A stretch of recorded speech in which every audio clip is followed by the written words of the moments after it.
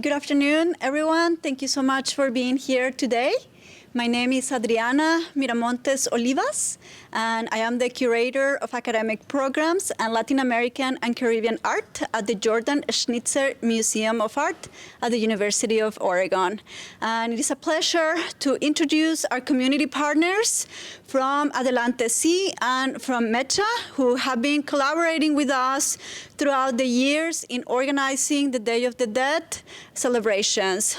So I'm here joined by Rebeca Urhausen, Armando Morales, and Ashley Pech-Nunez. So we have a couple of questions from the Latine Testimonios class, organized with a faculty member, Catalina. Thank you so much, Catalina, also for being here. Thank you to all the students. And I'm going to start with question one. Would you please introduce yourselves and give us a little more background information about your experiences? I start this event. My name is Armando Morales. I am a community advisor from MEChA, and I started this event in 1981. And since 1981, we never stopped. With the support of MEChA and with the support of Adelante and other organizations, we continue having this kind of event. For me right now, it's a big impact because I never thought that this kind of celebration is going to run from Eugene, Oregon, until Washington. You know, and with the MEChistas, with the students from MEChA, now some of them are teachers, other ones are lawyers, are doctors, and in their spaces of work, they are still having an ofrenda. You know, this is a traditional ofrenda from my state, from Guanajuato. One of the things you need to know, the ofrendas vary, depend from what state you are. Because some people say, oh, that's not like this. No. Michoacan, they have their own style. The south of Mexico, Chiapas, Veracruz, they have their own style. Mexico City, they have their own style. Then everybody in the community, according to where you are background and you know, in native communities, then you celebrate el Día de los Muertos. The first question they say here, you know, what do we learn? ¿Qué has aprendido sobre cómo reunir a públicos diversos? What I learned to meet different kind of public to this kind of events. This is one example. You know, this is one example that by culture, we can come together. You know, this is one of the things that we need in our community. If we want to end with the racism, it's by culture. You know, and when we include, we are coming more bigger. When we exclude, we are coming more small. Then, by the culture and by our traditions, this is one example how we can share together and respect each other. Even you don't believe, but we can come together and this kind of celebration. This is a little bit of things that I can say. I was wondering if Ashley or Rebeca can add to the question of what have you learned about bringing together diverse audiences at the University of Oregon, a predominantly white campus that has people with different relationships to El Día de los Muertos. This community has changed a lot. When I moved to Eugene in 1976, we probably were about 30 Hispanics between Eugene and Springfield. And I was really surprised. I thought there was going to be more people like me. And that has changed a lot. And you can see now, I mean, the community has grown up. It is nice to be able to get together and to be able to, how can I say, share our art, our culture with the community here. I share Fiesta Latina. Fiesta Latina used to bring from 5,000 to 7,000 people every year. We stopped it because the weather never really cooperated with us and it became to be too expensive. So at the time, somebody at the museum invited us to come here to do the Day of the Dead. And I thought, well, the museum is pretty small. But you know what? It has been the most challenging and beautiful experience that we have had as a committee. We're really happy to have this event here. Space is limited, and we know that. However, we bring people to the museum that has never been here before. Because of the Day of the Dead, we bring children that they tour the museum to come and they come to see the altars. There is community members that have never put a foot in the museum before, and my goal is that they come back. There are beautiful exhibits here. I'm a person that loves to come to see the new exhibits, and if you haven't, you should do that too. It is a nice place to come. And going back to the first question, to how it has changed, I was reading the question about, you know, when I came here, not even the churches, I'm talking about Catholic churches, even had their ofrendas, and now most of the Catholic churches have a little altar with ofrendas, and they invite the people to bring pictures of the people that have deceased relatives. So this has changed a lot. So I'm really pleased to be here in this space, and I hope we will continue being here for many years, actually. My name is Ashley Pech. I am MECha's programs director, and what I think that bringing an event like this to a predominantly white school is just representation, just because we're a very underrepresented community. So it's very hard to come to a white school and feel like we're home, because it's a language barrier that we have for some of us, also just like different traditions, even like the simple meals that we eat. So I feel like this is why this is a event that's really big, because it's one of the ones where a lot of us can come see how many Latinos are actually on campus and get to know each other and like network and like learn about other places, like other communities, and just get to know more people on campus. How do you suggest people with different backgrounds and relationships to this celebration participate in programming to be respectful and to avoid culturally appropriating this holiday? How can the indigenous origins of Dia de los Muertos be honored in this process? First, you need to understand, la muerte es lo más democrático. The death is the most democratic meaning in this earth, you know. The death is not racist. She is very nice with everybody. She don't discriminate color, you know. That don't discriminate, because means that all of us, we want to live from this world someday.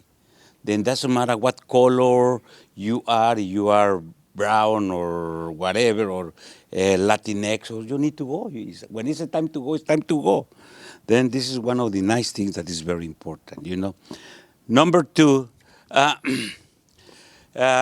first, we need to understand what is the meaning of an ofrenda. Right here, we have a combination between the Christian religion and also our native or our Indian beliefs or Native American beliefs. They mix together to have the result of this Dia de los Muertos. In reality, Dia de los Muertos was not on November 1st and November 2nd for the Mesoamerican cultures. That was in January or February. What happened with the Spanish arrived to this continent, they moved the Catholic calendar. They moved the Catholic calendar. I mean, with this kind of things that our people already celebrate to the Christian calendar, you know, to have this celebration. But for the Aztecs or for the American cultures, that is very important, because it's the connection between this earth and the other world. Then the person that passes away, it is going to be the person that is going to connecting with us here, you know. And the Mesoamerican culture, die is a challenge. You know, we have the inframundo, that is, we call the Mictlan. That people that die a natural death, they go directly to the Mictlan. You know, but Mictlan, you need to pass different tests or different challenges. That's why they and still people bury with a blanket, with a dog, with a little piece of jade, with water, because you and with a bag of food, because you're gonna use these items when you go to rest in the infraworld. When you cross a river, a ocelot or jaguar come out, and you put the stone or the jar in the mouth. When you cross a mountain, that they crash like that, and this is represented right there in the papel picado, they crash like this, then you need to run very fast. You don't crash and die, and then return again to where you start. When you cross other mountains, it's raining up obsidians. Then you use the blanket to cover, and the obsidian don't go over your body. And it is 9 steps. And until when you arrive to the last step, you go directly to the Mictlán. You met with him, Mictlán Tecutli. You met with him or with her, because also that doesn't have a gender. You go right there and stay there forever. Only the people that die for example, in the war, you go with Huitzilopochtli. If you die drawing, you go with Tlaloc. If you die like a little baby, you go to a place like that is like a paradise, and they call Chichihuacuaco. It is a tree that have breasts, and the little kids stay there sucking the breast until the eternity. And the mothers that die in birth, they go directly with Tonatiuh, to get to the sun. Tonatiuh is the god of the sun. The mothers then get to this god energy. And then they return in hummingbirds, to the earth to check how we behave here. And this is how we believe, And for example, when I was born, my mother died. And she's there. And I know, and I believe, when I saw a hummingbird, that is her. I believe in that. And my grandmother raised me like that. So my mother died when she was 16, and 67 years ago. And since 67 years ago, she all the time has a candle by me or now by her grandchildren. Then that's why for this thing, these elements for us is very important. Now, you see this ofrenda, this is the steps to go to the heaven. And this is the steps out to they go down. And right here you're going to have the 4 deities. You have the god of the wind representing by the papel picado is right there. You have the god of the water, and you have it right here. You have Tlaloc here. You have the god of the fire represented by the candles. And you have the god of the earth represented by the food and by the camotes right there, by the squash. Then the 4 deities are right here also, Then who conquers who? The Spanish conquer us or we conquer them? We don't know, But this is a little bit what is el Día de los Muertos for us. Okay, it talks here about appropriating the celebration. When Disney decided to create Coco, there was a big chaos in Mexico because they wanted to call it Día de los Muertos, the movie. And the Mexicans didn't agree with that because they thought that was a special name that they couldn't be appropriated by Disney. So that's why the movie was called Coco, not Día de los Muertos. They consider Día de los Muertos to be a very special name for us, and they did not agree with that at all. So I feel like the only way to avoid appropriation is if you actually take the knowledge to research and figure out what the elements are supposed to be for the altar. Because yes, it's supposed to look beautiful, but there's also a reason why there's flowers, why we put salt, why there's candles and water. They each have an important significance, which is something that you need to know if this is something that you would like to participate in. About the appropriation, we have two kind of people that talking all the time about appropriation. What is appropriation? Do you think for us or for the natives that they are, or for our people that they are selling clothes, with whips, and you go and buy the clothes. They're going to tell you, I don't want to sell to you because you're going to appropriate. When you do that, when you go and buy some kind of weaves that these people work, you are sustaining a family. You are sustaining the family that they're going to bring food for their homes. Then we have two kind of views. We have the people that they are spoiled, and say, oh, you appropriate. And we have the people that live the reality that you need to go and buy this appropriation. Then these people can survive, and can have food for their families.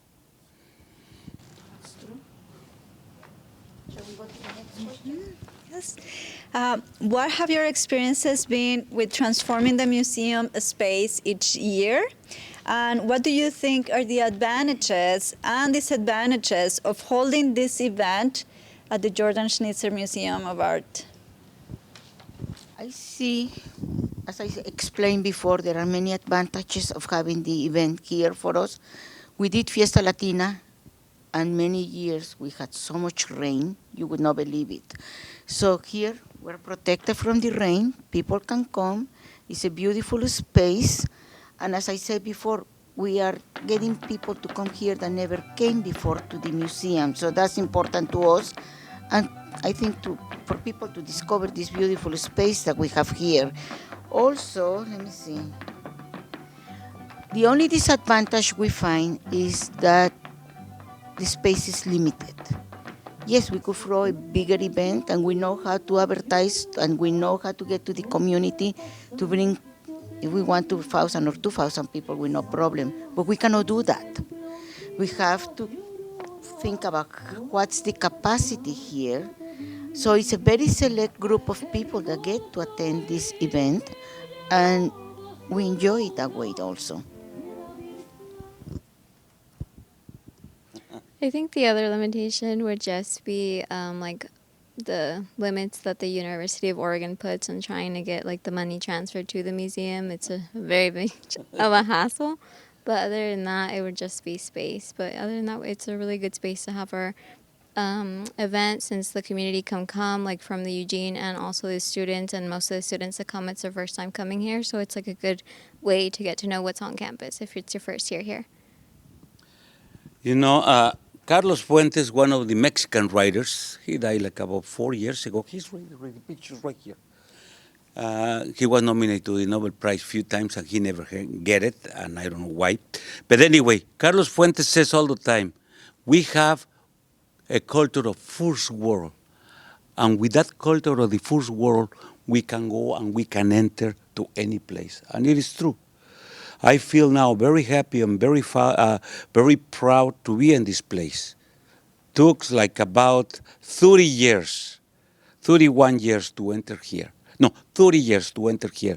And finally we are here, step by step. And also proud to show to you what is our culture, And also now our community feels welcome to this kind of places that they can enter, and the museum exhibit something that belongs to them, with their music, with their food, and with the ofrenda. Because this kind of a holiday is the number one holiday in our culture, Dia de Muertos. The second one is the celebration of the Virgin of Guadalupe, but the number one is Dia de los Muertos, also considering, and the United Nations consider part of the world, So I guess Ashley touched on how this event seeks to connect with the broader Eugene, Springfield area. But I'm just wondering if you have a few more thoughts on what hopes do you have for the future regarding building and deepening relationships with local youth? Yes, we do. You see what we have here, but that's not all we do during the Day of the Dead. We bring every year artisans from our relationship with the state of with the city of Guanajuato. We bring local artisans, and we actually we have brought some of the best artisans in the state. They don't just come to try to sell their art, no. They come to do workshops with students, not just the MEChA students. We have them go to many of the 4J schools and Springfield. These people, when they get here, they are working from the moment they get up until they go to bed. They are really, I mean, we bring them for a week or 2 weeks, but they have a very full schedule once they get here. Our idea, and even the dancers, they are practicing with children, they are teaching them how to dance our Mexican dances. I'm glad they haven't tried to teach me because I cannot dance. But anyway, these artisans share their art with the children, and to me, it's a great experience, especially for the Hispanic children or the children that have parents from Mexico or they are from Mexico, because it makes them proud of what their culture has to offer, of what their art is. It's very important because they feel special, because they're sharing something with the other children of what art is, our Mexican art is. So it's not just to have our celebration here. We really try to outreach to the youth. To us, it's very, very special. They do workshops here at the museum, where the parents are here watching the presentation. The children are learning something in the art department there. So we keep them very busy, and we make sure that every year we have an artisan that is worth of coming and portray their art and teach their art here. Each celebration has a goal. And this has a goal here. Our celebration has a goal. It is not only to have here to the museum and have a celebration of Dia de los Muertos. It's beyond that. Me talking like a teacher, and now I am a retired teacher. I was a teacher for 35 years. And one of the biggest problems and at different levels, college level, high school, middle school, and elementary school.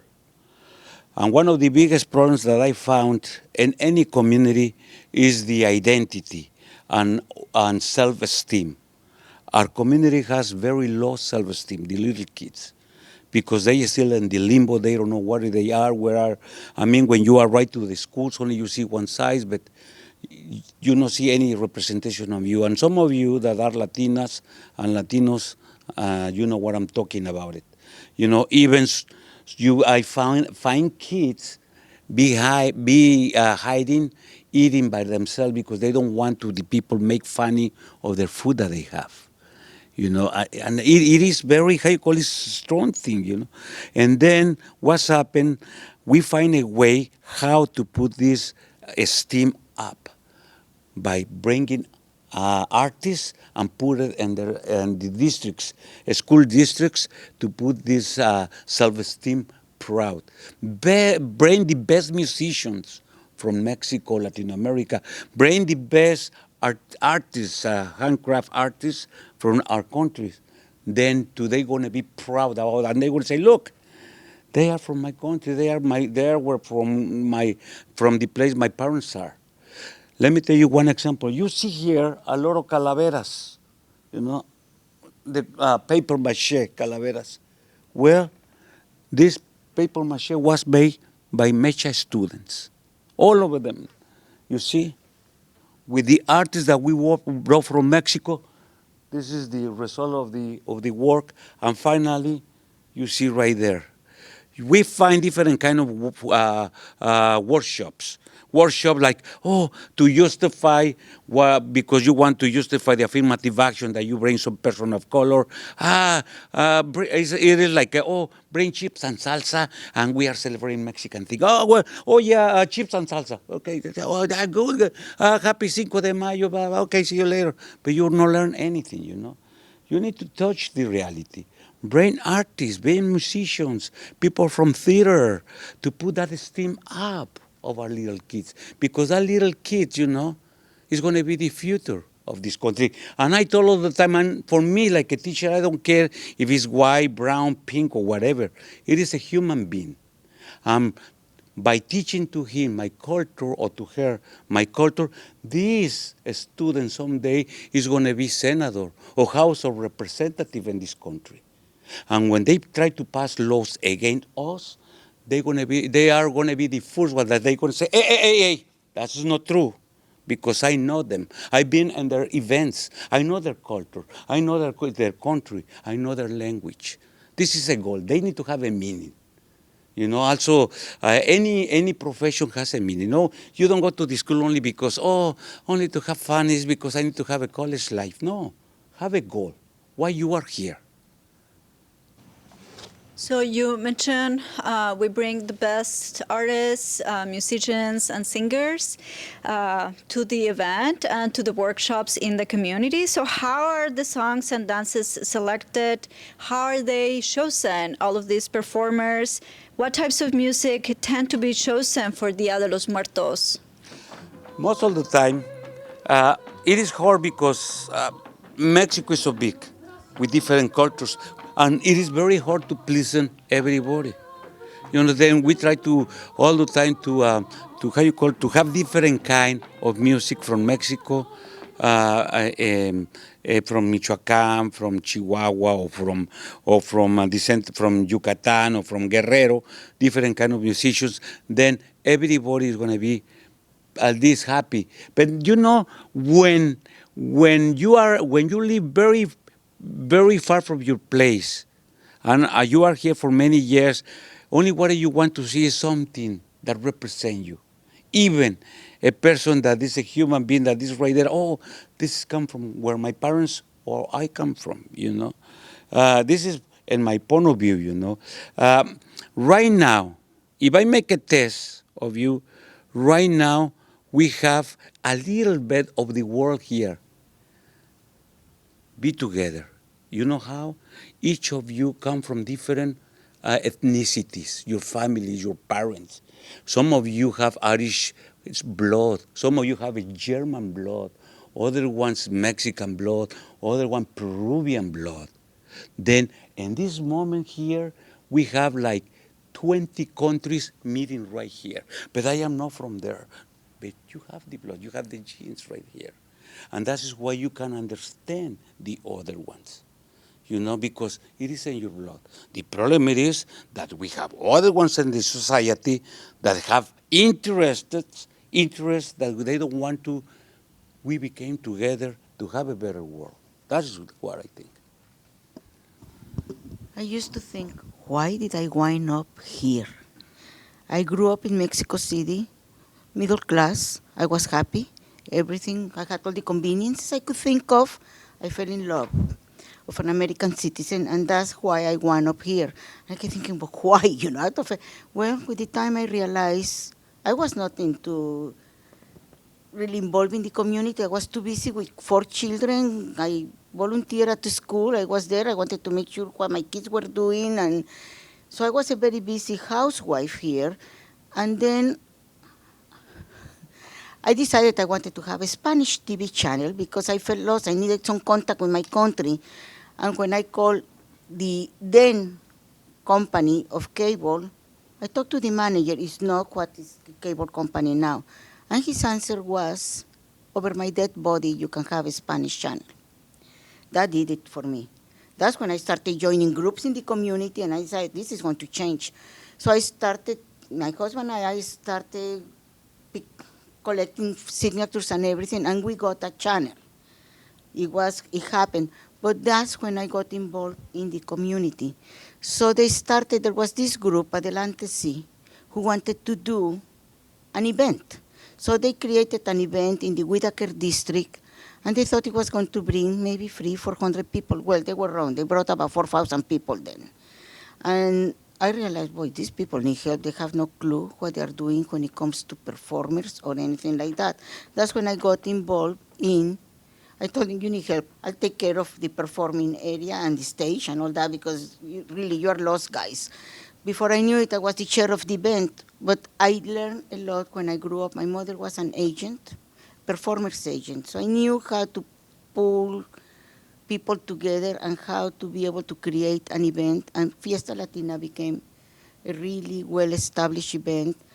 But it got to a point we couldn't continue taking the risk of spending that much money, and then the rain would ruin the event, and that's why we're here. We don't have that risk anymore. So, but you never know why we are here. We don't know, So now I have 4 children, and they all learn. Oh, there is something else that I learned by moving here. In my country, or at the time I grew up, we didn't hear about volunteers. I grew up in this society that nobody volunteered for anything. So when I came here, I discovered that you had to volunteer your time, you had to get involved, and I taught my children that they had to volunteer, to be volunteers, they had to be involved in the community, and they helped us, and his kids, and my kids, and his students, they were picking up garbage, they were helping us during the events of Fiesta Latina, and, you know, it paid out. Those kids are very successful now that they are adults. One has a successful company, they all are successful, and I really believe it's part of being bicultural, and part of it is learning how to give something of themselves to others, to share what they have and the knowledge, and so it makes me happy. So now I know why I'm here. So you briefly touched on media representation and the use of a Spanish language. So how does mainstream US media play an important role in shaping how different audiences understand and celebrate El Día de los Muertos? What do you think of popular movie representations? You mentioned, Rebeca, briefly the Coco movie. So what do you think of popular movie representations, including how Latinx, Latine, and indigenous individuals are or are not represented, and how important are alebrijes to this holiday, or the creatures that transform from non-human animals in the movie Coco? Coco is a beautiful movie, but I don't think it's the best representation of what exactly our event's supposed to be and who we're supposed to honor, because it focuses mainly more on one family and how they do it. It doesn't really represent an entire, it doesn't represent all of Mexico, because we all do different things. I know from my familia, we are from Yucatan, so we do el pib, which is a traditional meal that we have to make for the past loved ones. So it just varies depending on what region you're from. And I think that it also created a lot of commercialization of the celebration, because I've seen now a lot of like big brands like Target are taking out like their Dia de los Muertos line, but it's not really accurate, and it's a lot of just colorful things, but it doesn't actually like encapsulate what our event is and who we're supposed to honor. First, about the alebrijes. Let me tell you, the alebrijes was created by Don Pedro Linares from Celaya, Guanajuato, in 1960s. Alebrijes are all things that we find in the corner of our house or in our basement, like a storage of all things that you're not going to use that. And we call alebrijes like, oh, can you bring me that alebrije that I live there? Well, why it's called alebrijes? Because Don Pedro Linares says that one time he drinks a lot. You know, terrible. And then when he was drinking, he started to have very bad, then he slept, and he started to have very bad dreams with this kind of dragons and things in her mind. And then when he wake up with terrible hangover, then he says that he started to create something to keep out the headache that he has. And then these kind of figures start to, his dreams or his experience in his mind have the results of this one. And he started to call alebrijes, means that all of us has alebrijes in our mind. You see little storage right there.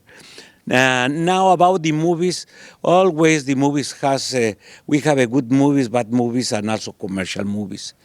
Nothing is wrong to be commercial, but at the same time, all the time they have, for me it is happy if this kind of money they use to sustain communities in our countries. But no, this money stay in themselves. And they use our culture only to make money, but not to share with the other ones the money. It is always, all the time, you need to question it. It is nice things that the movies, some things that they are good, but other ones that have nothing to do with with this kind of celebration. I mean, and it is other movies better than that. We have one a short documentary, and I recommend to you see. They call the PIF, the PIF. That is about, I don't know, you already saw that movie, the PIF. ¿Cómo decir PIF? El PIF. It's called El PIF. Watch it. It's short, 12 minutes. We have wonderful movie, Macario.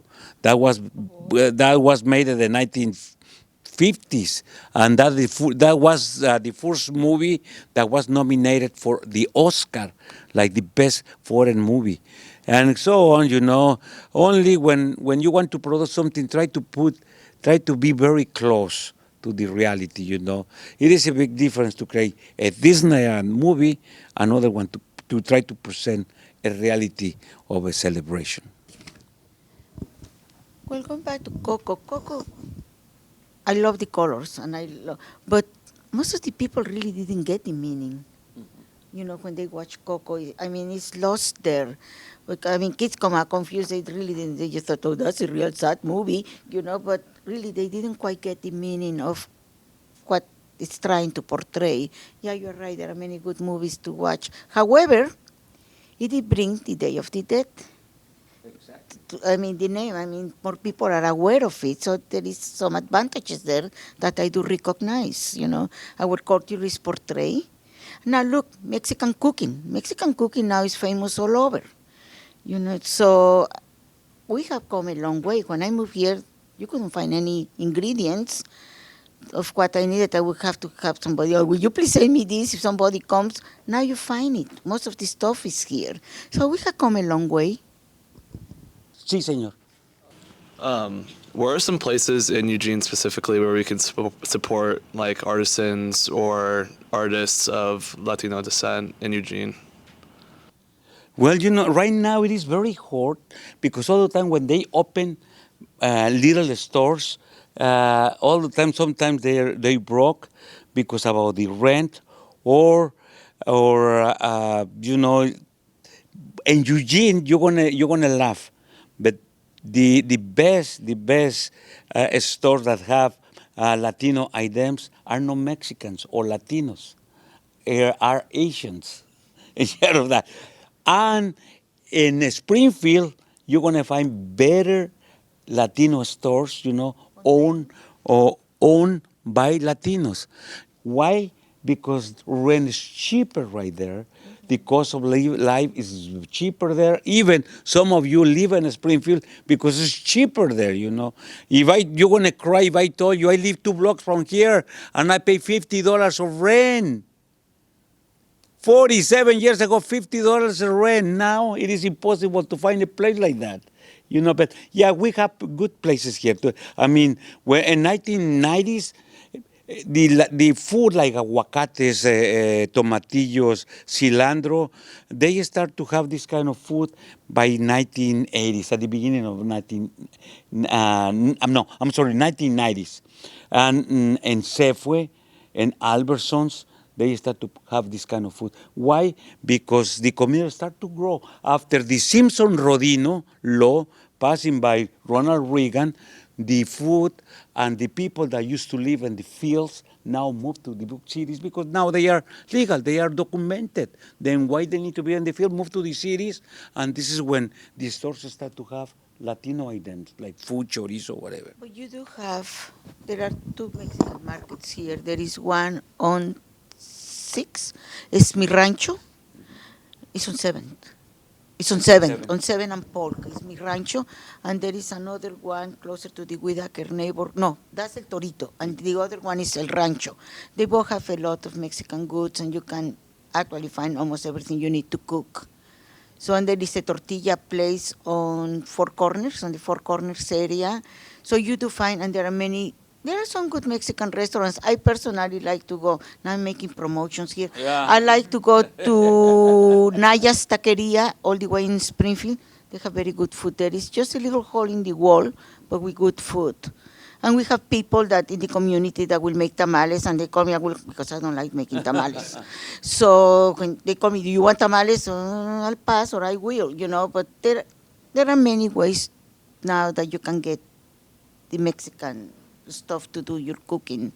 That's another thing I learned how to do. cook here. When I moved here, I didn't even know how to cook. So I actually, you're going to laugh, guys, but I learned how to make rice with Diana Kennedy's books. And she's like the, what is it, Julia Child of, for French cooking. To me, is Diana Kennedy. That's how I learned how to cook Mexican food. And I love her books.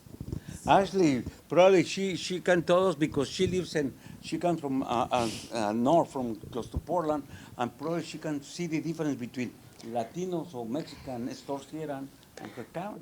The stores here are lacking. They have a lot of better stores. There's pulgas, which I don't know if any of you guys know what there is, but we have really big ones. We have like 2 to 3, I think. They just opened a new one.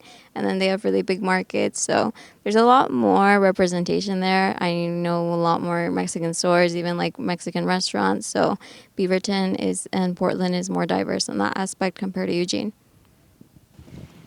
So I think it's time for our class to wrap it up. Thank you so much to the students and our faculty member for their time and for sharing with us their questions, their comments prior to today's meeting. Thank you so much, Rebeca, Armando, and Ashley, for your time and for joining us today.